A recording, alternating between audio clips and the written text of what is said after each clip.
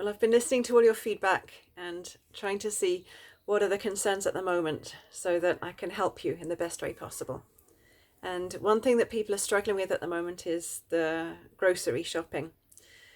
People are trying to stay at home as much as possible and to limit the number of times that they leave home for supermarket shopping. So of course they're stocking up. They're buying things like toilet paper, which everyone's joking about, buying rice, pasta, and tinned vegetables. But people are starting to consider, well, what about fresh vegetables? How am I going to be able to access fresh vegetables if I have to stay at home? So actually the easiest way to do this is to grow your own sprouts.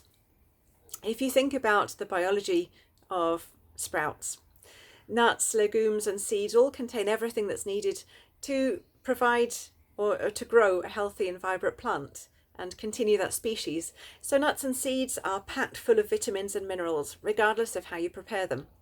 But the substantial nutrients that are contained within are most accessible just as the plant starts to spring forth out of the dormant seed. And even if you later cook sprouts, they're still more nutrient rich than if you simply boiled up dry beans or lentils. So one example of something that you can sprout is mung beans. This is what they look like when they're dry. And if I wanted to sprout these, I would keep them in a container. First, cover them, so fully immerse them in water for about 8 hours or overnight. And then after that, you rinse them. Rinse them, so drain away the water and then cover them. It doesn't need to be an airtight lid, just a loose fitting lid so that the water doesn't evaporate and the seeds still have some moisture that they can absorb and they can use to grow.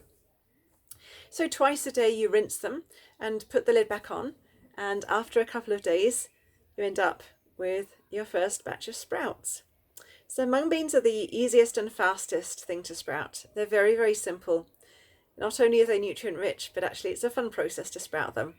And if you've got children stuck at home with you who are bored and need some entertainment, the process of growing sprouts is very engaging for children. They actually really enjoy it, and they are more keen on eating the vegetables after they've seen them grow. So it's something that you can nicely do with the children. Something else that you can sprout is aduki beans. So this is what they look like when they're dry. And I started to sprout them the same time as the mung beans, but they're a little bit slower. You'll find the bigger the bean that you start with, the more time it takes for them to sprout. But these are coming on. They're coming on nicely. You can sprout just about any whole grain. So these are some lentils. Now I just started these yesterday. They need a little bit more time, but they're starting. They're coming on nicely. So actually it's very, very simple to grow sprouts. You don't need to buy them in the supermarket. You can just grow them at home and have access to fresh, vitamin rich vegetables in the comfort and safety of your own home. I hope this has given you some ideas and something to explore.